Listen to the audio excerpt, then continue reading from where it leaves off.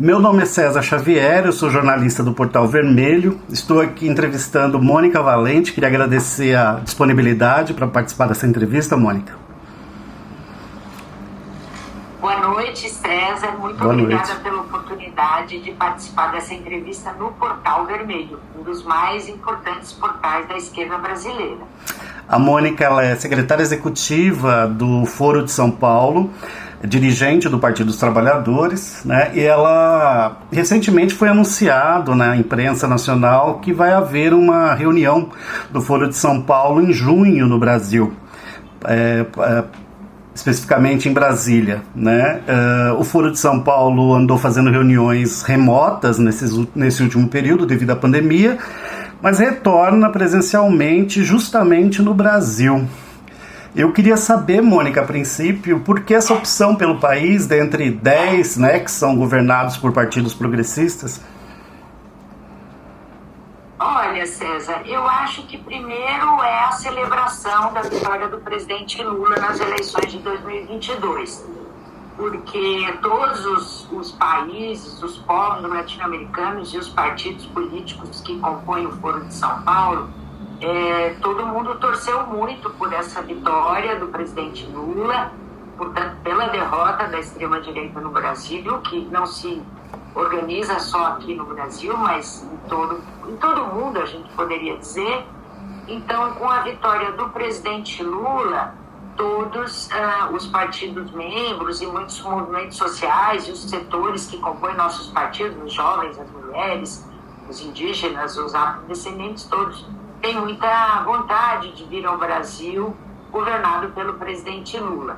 Então, nós fizemos uma consulta ao PT e ao PCdoB, que são os dois partidos membros do Foro de São Paulo, que fazem parte do grupo de trabalho do Foro, que é uma espécie de grupo executivo de menos partidos, né? E os dois partidos toparam organizar. Vai ser de 29 de junho a 2 de julho em Brasília. E a escolha é esse motivo, César, a nossa celebração por essa importantíssima vitória para toda a região, que foi a do presidente Lula em 2022. São 4 dias, então? Começa no dia 29 à noite e termina no dia 2, na hora do almoço. Então, dá 3 dias completos. Que, em função das viagens e tudo mais, a gente faz esses horários. Uhum. O fato da esquerda estar governando hoje, Mônica, as maiores economias, né, do continente, seja México, Colômbia, Argentina, né, e o Brasil, entre outras, traz um caráter diferente para esse encontro de junho? Sem dúvida, porque todos esses países, com exceção da Colômbia, mas esses países nós governamos, governos progressistas e de esquerda já governamos esses países e outros também, né? Durante uma chamada onda progressista, no final da década de 90 e começo da década do século XXI, e por diversas razões, entre as quais golpes militares, parlamentares, midiáticos, enfim, e alguns outros também, porque perdemos as eleições, diminuímos, né, o número de países governados por esses partidos, mas a luta de resistência dos povos, dos partidos, contra o projeto neoliberal, de movimentos sociais, de partidos, fez com que alterasse a correlação de forças e esses partidos desse campo político voltassem a governar muitos países na América Latina e América do Sul. Além dos que a gente costuma falar, Argentina, México, Brasil, o Chile também voltou com o Boric, o México pela primeira vez elege um presidente de centro-esquerda, a Colômbia também um país muito sofrido, um povo muito sofrido com o tema da violência política, conseguiu eleger um presidente desse campo. Honduras, que é presidida por uma mulher. Depois também, um dos primeiros golpes na América Latina foi contra o então presidente Zelaya, presidente de Honduras, que sofreu um golpe militar. depois foi um dos primeiros golpes da primeira onda progressista. Em Santa Lúcia, que é uma pequena ilha do Caribe, São Vicente e Granadinas, também uma outra pequena ilha do Caribe. Então, faz de fato muita diferença a gente fazer uma reunião do Foro de São Paulo, um encontro anual do Foro de São Paulo, quando nós temos governos progressistas e de esquerda que foram eleitos, entre outras coisas, não foi obviamente só isso, mas por causa da própria luta do Foro de São Paulo pela integração regional, por soberania, cooperação e multilateralismo. Então faz diferença sim, e também através do encontro do Foro a gente atualiza a conjuntura latino-americana e mundial, trocamos informações, experiências, propostas, e é um momento muito rico de intercâmbio e de crescimento coletivo para todos os partidos que compõem o Foro e que, na volta aos seus países, buscam, vamos dizer, incidir nos seus governos, nos movimentos, etc., com as propostas que a gente aprova de maneira consensual no Foro de São Paulo. Mas é óbvio que é muito mais um foro de articulação política dos partidos e movimentos da América Latina e do Caribe, que formula, propostas e políticas que auxiliam também os nossos governos. Criou-se muita expectativa, em torno desse encontro, sobre quem vai participar, quem comparece. Me parece que teremos participações bastante importantes nesse ano. É verdade isso? Olha, os encontros do Foro sempre são, assim, bem, vamos dizer assim, são bem famosos, Representativos, muito representativos. Bem, os dirigentes dos partidos políticos, a maioria deles consegue vir, a gente agendando com antecedência, consegue se organizar para vir. Agora, a estrela do Foro certamente vai ser o presidente Lula, que é fundador do Foro de São Paulo, e é óbvio que todo mundo quer ouvi-lo, quer vê-lo, quer tirar fotos, quer conversar com ele, mas também celebrar essa vitória junto com ele. Inclusive pelo fato de que durante o período em que ele esteve injustamente preso, em todos esses países houve muitas ações dos partidos e movimentos em defesa do chamado da campanha Lula Livre, Por exemplo, Cuba conseguiu fazer no final de 2018 um abaixo-assinado popular pela libertação do presidente Lula, que conseguiu colher, só naquela ilha, que tem 11 milhões de habitantes, colheram 2.400.000 assinaturas nesse abaixo-assinado. São caixas e caixas e caixas. Então, a estrela certamente vai ser o presidente Lula, mas também vai ter outros dirigentes. Em geral, é o presidente daquele, vamos dizer assim, daquele país que é estrela. E o presidente Lula, você sabe, é um estadista de renome mundial, E é nosso, é brasileiro e latino-americano. Perfeito. A imprensa fez esse anúncio falando em relançamento, do Foro neste ano, mas eu sei que ele sempre esteve se reunindo, nesse período todo.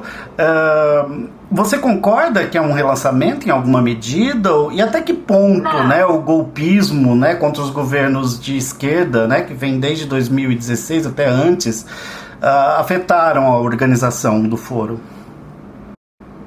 Olha, eu não diria que é um relançamento, eu diria que é a retomada de atividades presenciais.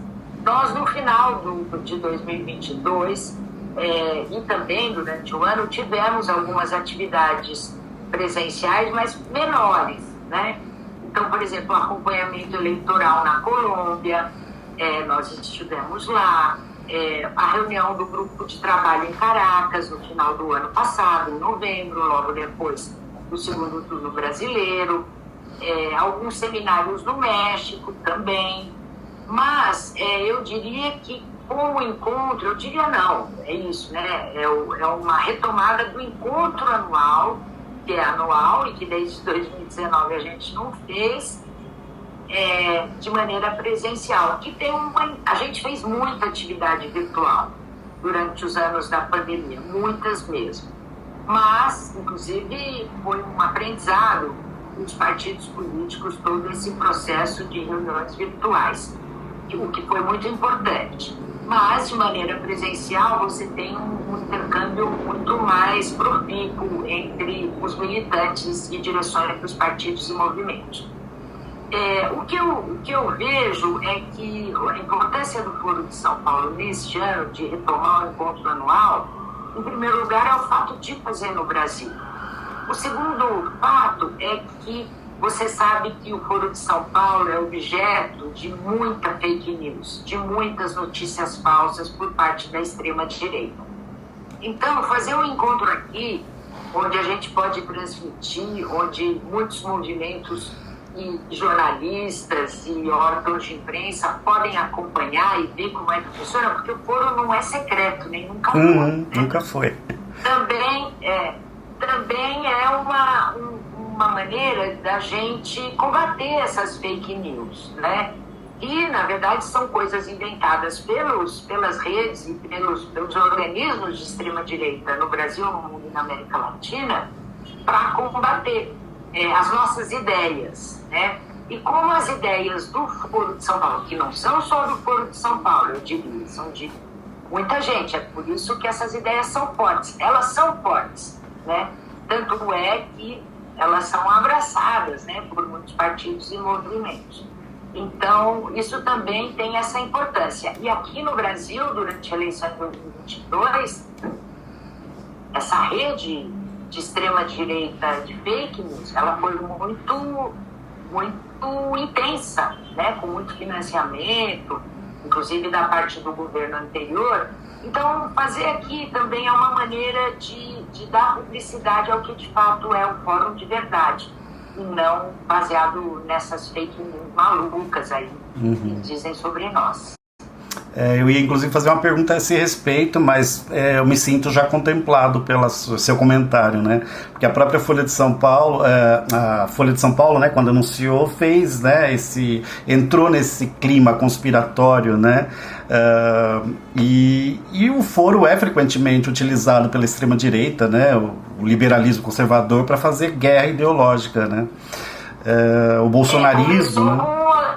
O bolsonarismo utilizou, né, do tema para criar essa caricatura conspiratória comunista, né? Começou com aquele cidadão chamado Olavo de Carvalho, sim, já há muitos anos, desde a década de 90, criando fake news sobre o Foro de São Paulo. E vamos dizer, essa narrativa mentirosa, ela foi se reproduzindo e sendo apoderada pela extrema-direita. O próprio Ernesto Araújo, aquele chanceler do Bolsonaro, falava isso, falava coisas assim, e divulgava ideias em contraposição ao Foro de São Paulo, super malucas, né? Antiglobalista, uma coisa que não tem correspondência na realidade, né?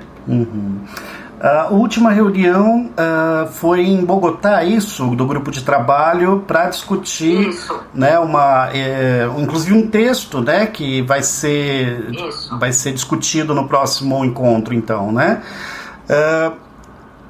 Eu percebo que houve muitos retrocessos importantes, principalmente no tema da integração do continente, né, nos últimos anos.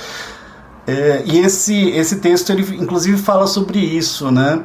Qual que é a expectativa do foro para debater esse tema agora que tem tanta gente, né, envolvida, né, com esse clima progressista? Olha, uma primeira coisa que o texto, primeiro eu vou falar um pouquinho do caráter do texto. Ele não é um texto, vamos dizer assim, ele é um texto de contextualização da conjuntura internacional, mas com uma ênfase na América Latina e o Caribe, que é onde nós estamos, é a nossa tarefa, é o que nós, a região do mundo à qual nós nos dedicamos na luta política e social. Então, esse texto, ele contextualiza, faz uma atualização dessa conjuntura, muita coisa aconteceu, né? Desde a crise econômica de 2008, a crise do capitalismo, que não se resolveu até hoje. Você teve a pandemia, que também colocou alguns paradigmas neoliberais totalmente por terra. Por exemplo, o tema das chamadas cadeias produtivas globais, que você produzia seringa num canto do mundo e a vacina no outro canto.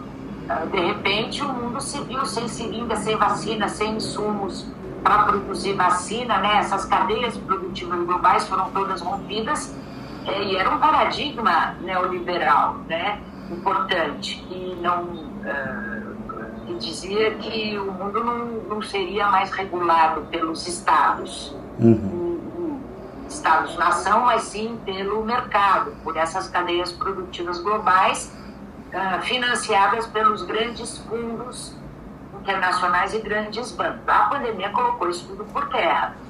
Então, essa é uma mudança importante, né?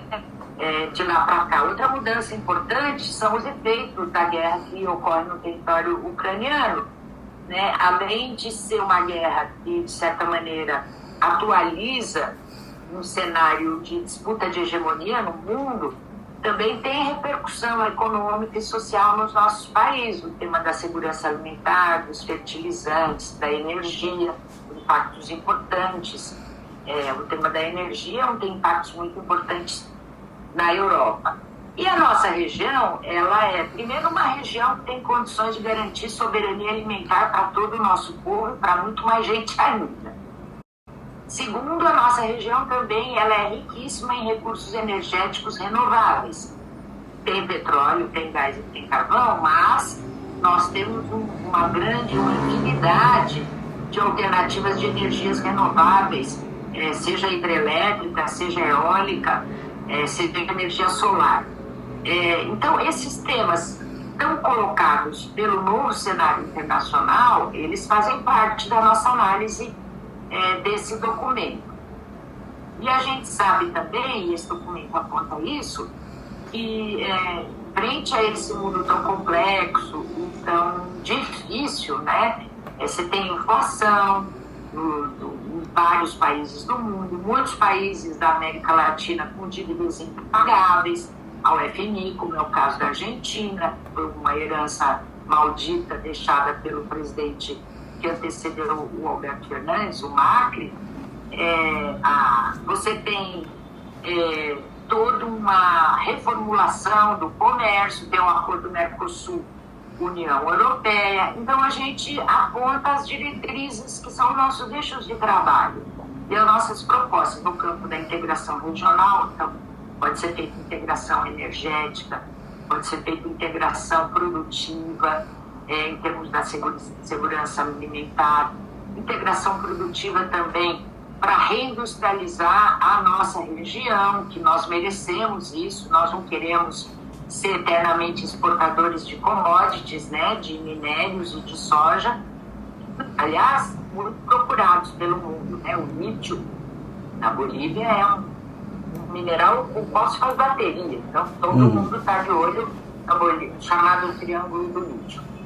Então, esse documento ele aponta, à luz desse novo cenário, ele recupera um pouco essas diretrizes que podem ajudar, diretrizes políticas, econômicas e sociais que podem ajudar os nossos governos a superar os principais problemas de pobreza, de fome, de falta de emprego de qualidade, de problemas de prestação de serviços públicos na saúde e na educação, né? E é isso que esse documento, que a gente chama de documento base, aponta. Ele não é aprovado ou desaprovado, ele é um documento que vai sendo construído.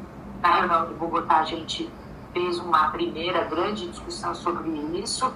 A gente faz um processo muito forte de consultas em cada um dos países durante esse processo. E lá no encontro, o que acontece é que simultaneamente ocorrem encontros de jovens, de mulheres, de afrodescendentes indígenas, de movimentos sociais, seminários sobre integração regional, que é uma pedra de toque importantíssima. Vamos fazer um seminário importante sobre comunicação, as redes sociais da extrema-direita no Brasil, no mundo e na América Latina. E esse conjunto de encontros faz muitas sugestões para o nosso plano de trabalho, que é aprovado na plenária final do domingo de manhã, dia 2 de manhã. Então, o processo é mais ou menos esse. Você mencionou os impactos da guerra, né, no continente, né, em países que estão sofrendo com inflação, né, a questão dos combustíveis e tudo mais. A gente tem problemas de segurança alimentar, inclusive, em algumas partes do mundo por conta dessa guerra. Os esforços do presidente Lula pela negociação de paz entre a Rússia e a Ucrânia têm sido vistos por alguns como uma vocalização desses países em desenvolvimento, né, porque que não tem interesse nenhum, né, nessa guerra, né, pelo contrário, tem interesse que ela acabe o quanto antes, né. A América Latina pode vir a se unir nesse esforço do presidente? Não tenho dúvida disso. Em 2014, a CELAC, que é aquela comunidade dos estados latino-americanos e caribenhos, que foi criada em 2010, ela já em 2010 mesmo, uma das primeiras decisões dela foi o que a gente chama de uma proclama da América Latina e o Caribe como zona de paz.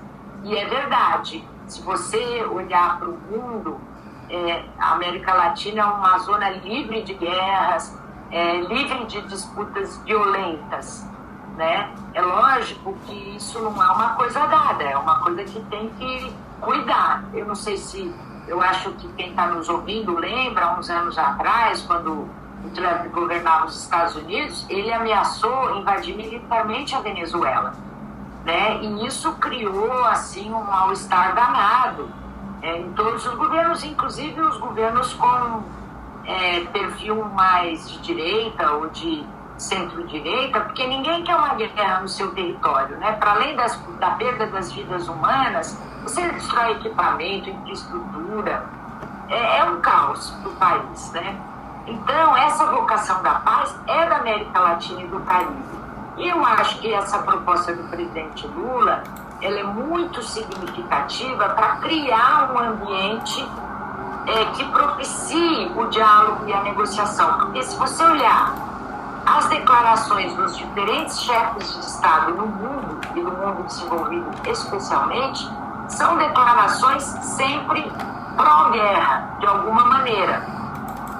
Ou falando que vai mandar armamento, ou aprovando orçamentos multibilionários na Alemanha, nos Estados Unidos, para equipamentos militares, ou falando... Enfim, todo mundo só fala da guerra. Quem está falando de paz no mundo hoje? Qual é o estadista que está falando de paz e que tem que buscar construir um ambiente para iniciar as negociações? É o presidente Lula.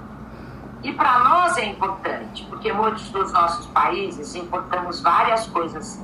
Exportamos muita coisa para a Ucrânia e para os países lá que estão envolvidos no conflito, e também exportamos e importamos, né? O tema dos fertilizantes, que é uma coisa super importante para todos os nossos países. Enfim, eu tenho absoluta certeza de que essa proposta do presidente Lula, junto com outras propostas também, o presidente do México, López Obrador, também há um tempo atrás fez uma proposta no mesmo sentido. Agora ele está com Covid, coitado, o presidente López Obrador. Espero que ele se recupere logo. Mas ele também é uma pessoa, principalmente quando ele estava na presidência da CELAC, ele estava insistindo muito nesse tema. E é bom que estadistas com visibilidade mundial falem de paz e não fiquem falando de guerra, porque senão nunca vai ter paz. A gente sabe que a África quase toda, né, uma grande parte da África, a Ásia também, né, se mostraram abstêmios, né, ausentes, né, dessa proposta de apoio à guerra, né. Então eu acho que o presidente Lula está vocalizando toda essa gente, né, de uma certa forma. Como que o foro, Mônica, observa a relação entre a América Latina e a China, né, em meio a essas disputas comerciais com os Estados Unidos? Olha, nós temos tido com o Partido Comunista da China e o governo chinês um processo importante de intercâmbio de seminários conjuntos sobre alguns temas relevantes. Inclusive, durante a pandemia, nós fizemos 3 seminários virtuais no Foro de São Paulo com os chineses. Um dos temas que foi importantíssimo foi o fim da pobreza extrema na China. Eles tinham esse objetivo para 2030, se não me engano, e conseguiram antecipar 10 anos a meta de não ter mais nenhuma pessoa na China na extrema pobreza. Não quer dizer que todo mundo ficou rico, mas não tem mais ninguém passando fome, ninguém está na extrema pobreza. Esse foi um tema também super interessante, que nós intercambiamos experiências, porque eles, junto com as políticas de transferência de renda e de segurança alimentar do povo chinês, eles também desenvolveram um processo de criar em cada região da China uma vocação econômica para levar investimento para lá e ter algum tipo de industrialização, ou ligada à indústria, à agricultura, ou ligada à potencialidade que aquela região tinha. Eu conheci uma experiência bem interessante de uma região que tem umas flores que servem para fazer chá, servem para fazer perfume, sabonete, e eles industrializaram, eles deram essa oportunidade para aqueles habitantes, investindo o dinheiro público, mas não do orçamento chinês, mas não somente, também do setor privado. Então, nós temos politicamente uma relação importante com o Partido do Foro com a China, nessa troca de experiências, nesse intercâmbio. E acompanhamos bastante, né, as políticas e as propostas que são implementadas na China. Agora, o Foro, ele não escolhe com quem que os partidos e os países devem se relacionar comercialmente, né? A gente tem relações políticas, obviamente, com os partidos do nosso campo, desse campo progressista, desse campo que se opõe a um projeto neoliberal, né, que joga toda a potencialidade, todo o poder de regular a vida das pessoas para o mercado. Ou que hoje jogar para o mercado leia-se, joga para os grandes fundos de investimento e os grandes bancos, que eles investem onde eles querem, sem passar por decisão democrática, popular e soberana de nenhum país. E os países que governamos, os países da América Latina, ainda os que nós não governamos, continuam tendo relações, os governos, com relações comerciais também com os Estados Unidos e com a Europa e com a África. Isso faz parte da história da humanidade, nós não opinamos sobre isso. É lógico que quando o presidente Lula diz que ele não vai exportar armamento para a Alemanha, porque a Alemanha vai destinar esse armamento para a guerra da Ucrânia, é uma relação comercial, né? Embora o produto, a mercadoria sejam armas ou munições para um determinado tanque lá. É uma relação comercial. Nós aplaudimos, porque é uma decisão política da mais profunda importância, não exportar suprimentos para a guerra, porque aí a guerra continua, né? Mas o que nos une nesses intercâmbios que a gente tem com diversos países e diversos partidos e movimentos de cada um desses países são essas ideias, né? Por exemplo, nos Estados Unidos, o Foro de São Paulo tem uma relação e uma cooperação muito importante com um grupo político que se chama DSA, Democratas Socialistas da América, que é um grupo de pessoas, de líderes. Faz parte, por exemplo, o Bernie Sanders, faz parte Alexandre Ocasio-Cortez e outros parlamentares do Partido Democrata e movimentos, e lideranças locais, lideranças dos trabalhadores, sindicais, a gente tem um protocolo de cooperação entre o DSA e o Foro de São Paulo. Então, por exemplo, uma coisa que a gente luta muito na América Latina é contra o bloqueio econômico a Cuba e as sanções unilaterais que os Estados Unidos utilizam, no caso nosso aqui, contra a Venezuela e Nicarágua, mas também utiliza contra o Irã, Turquia, em outros países, e também agora com a Rússia. Então, nós somos contrários às sanções econômicas e contrário ao bloqueio econômico que Cuba sofre há mais de 60 anos. Esse agrupamento político norte-americano, o DSA, faz campanhas pelo fim do bloqueio a Cuba lá nos Estados Unidos, que eles chamam de advocacy. Eles vão lá, pressionam o Congresso, conversam com parlamentares, com organizações da sociedade civil, para incidir sobre o governo estadunidense para acabar com o bloqueio. Então, a gente também tem relações com os Estados Unidos e com países que não estão, vamos dizer assim, no campo político em que nós nos encontramos. Mas cada país tem um governo eleito pelo seu povo, né? E a gente encontra os parceiros em todos os países do mundo com os quais nós temos cooperação, troca de ideias, campanhas políticas e campanhas públicas em conjunto. Tá certo. Eu imaginei que diante de um recrudescimento de um conflito, né, entre Estados Unidos e China, porque vivem acontecendo provocações, né, eu imagino que o foro ele vai ter uma posição, né, em relação a isso. Por isso que eu coloquei essa questão. Mas a gente tem muitas ameaças às democracias aqui no continente mesmo, né? Todas essas democracias estão envolvidas em problemas econômicos, né? Inflação, desemprego. O Peru, né, se encontra em meio a instabilidades políticas. A gente teve lá uma eleição de um presidente de esquerda e que foi derrubado, né? De uma certa forma sofreu impeachment. Como que o foro pode contribuir para reduzir essas turbulências do continente, Mônica? Olha, primeiro só sobre a pergunta anterior, acrescentar uma coisa importante quando você fez esse comentário. Nós assistimos no mundo uma tentativa dos Estados Unidos de retomar a Guerra Fria, aquela Guerra Fria entre os chamados dois blocos, o bloco capitalista e o bloco socialista. Então, essa tentativa de retomada de uma nova Guerra Fria, nós somos absolutamente contrários.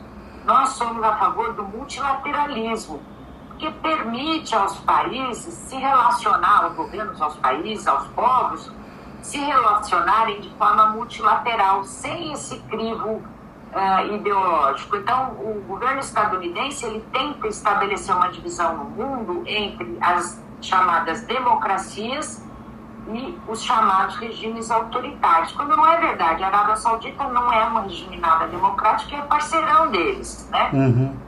Foi até muito pouco tempo atrás mais parceiro, agora está tendo mais independência. Então, nós não vamos ter alinhamento automático com a China nem com ninguém, porque nós defendemos o multilateralismo, que é um dos pilares do foro.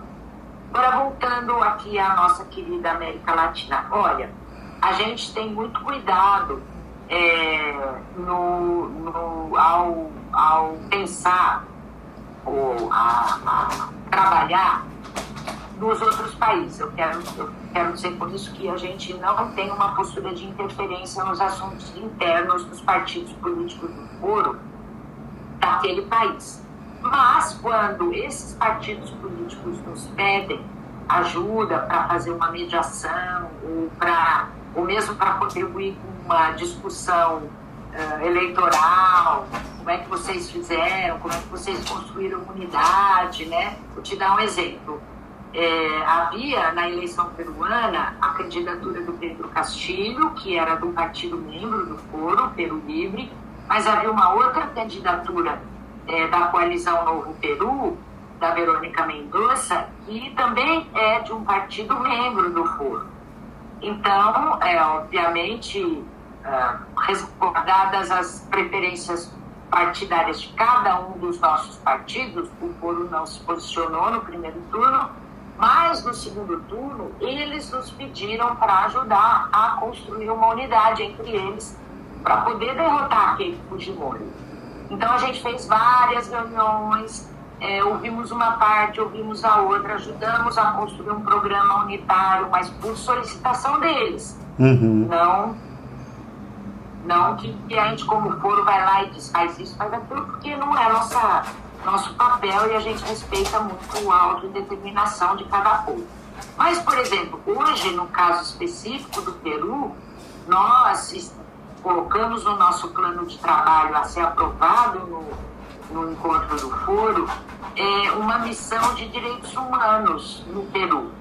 Porque, independente da situação política que cada um dos nossos partidos tem uma opinião, né, sobre os diversos, sobre essa crise política peruana, tem uma coisa que nos une a todos, que é a defesa da democracia e do resultado eleitoral, né, e também nos posicionamos contrários ao que o governo e as Forças Armadas e policiais vêm fazendo com o povo peruano.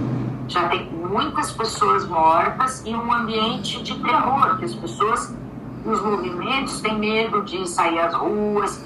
E um Congresso eleito, mas um Congresso altamente conservador, e pior do que isso, eles mesmos, a sociedade peruana, as pesquisas de opinião mostram que a sociedade peruana rechaça o Congresso peruano, qualifica um Congresso cheio de parlamentares corruptos.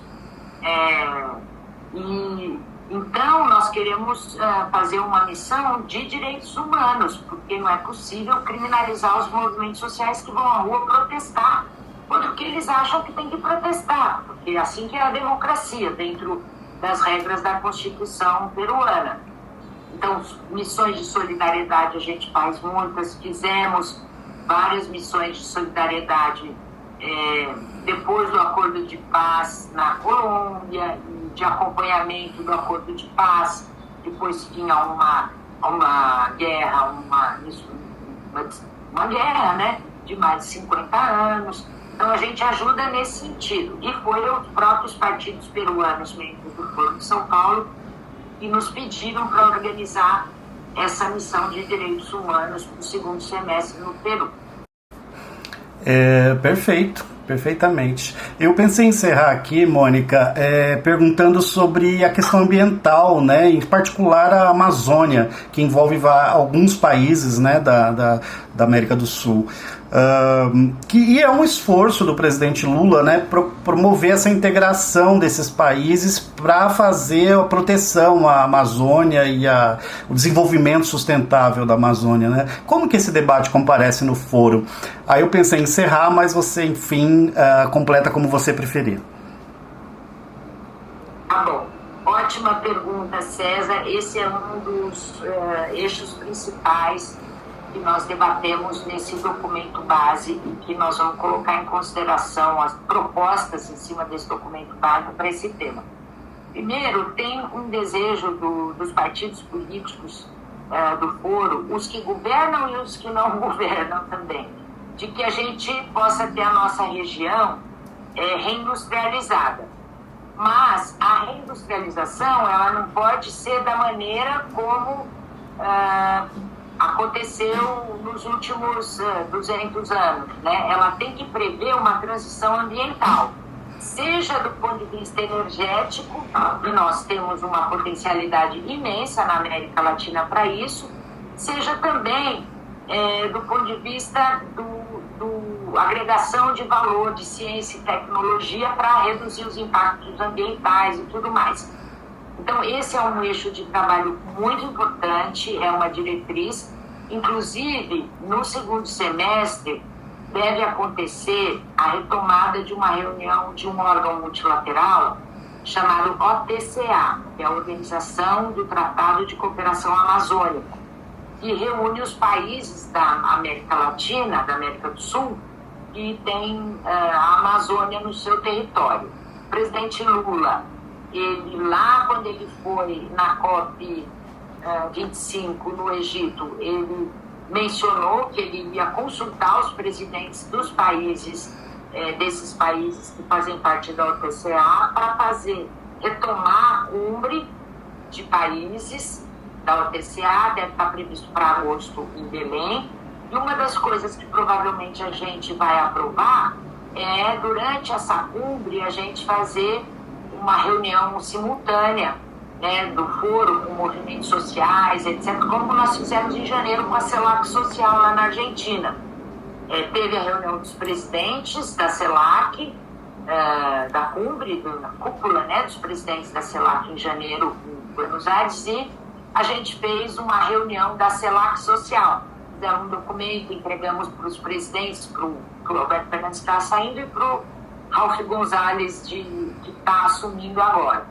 Então, muito provavelmente, a gente vai querer fazer um documento, entregar para esses chefes de Estado, né, na reunião da OTCA, porque o mundo precisa de duas coisas: combater a desigualdade e a fome e salvar o planeta Terra.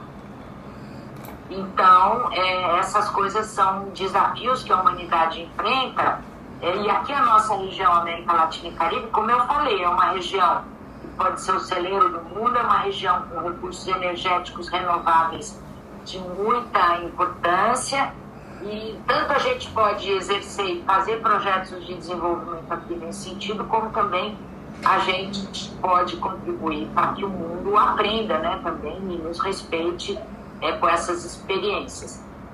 E essa é uma dos principais desafios que a gente se coloca como Foro de São Paulo.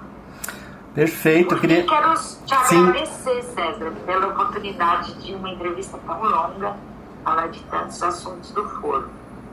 Perfeito, eu que agradeço, o Portal Vermelho, né, agradece a sua disponibilidade. Queria dizer que a gente vai colocar essa entrevista no portal, como texto também, e nela eu vou tentar incluir aqui a declaração, né, de encerramento do Grupo de Trabalho de Bogotá, que traz ali uma atualização, né, sobre as posições do Foro de São Paulo, sobre uma série de questões, né. Isso. E também eu acho que essa entrevista foi capaz de avançar uma série de temas, né, atuais, muito contemporâneos, e ao mesmo tempo mostrar a complexidade do foro, né, Mônica, já que as pessoas fazem, inclusive jornalistas extremamente bem informados, né, de grandes veículos de comunicação, ficam às vezes caricaturando o foro, né, reduzindo o foro a uma coisa que ele é muito maior, né? Ele não é. Exatamente. Não, e nós não somos o que a extrema-direita diz que somos. Uhum. Nós não somos. Agora, e não é só a extrema-direita, né? Você tem esse liberalismo conservador, né? Que nem é tão extremista, mas que também, né, trata o foro como tal. Mas veja bem, esse liberalismo conservador, hoje, quem verbaliza a voz do liberalismo conservador no Brasil e no mundo é a voz da extrema-direita. Aham. Exatamente. E muita gente reproduz coisas que não conhece. Mas não tem problema, a verdade vai vencer, como diz o presidente Lula. Isso, perfeitamente, né? Queria só convidar então as pessoas a lerem o Portal Vermelho, que vai ter então essa entrevista lá, né, com os temas principais, né, os principais trechos, e também a declaração de encerramento do Grupo de Trabalho de Bogotá. Muito obrigado, Mônica, uma boa noite para você. Para você também, César, um abraço, viu? Falou, Tchau. Tchau.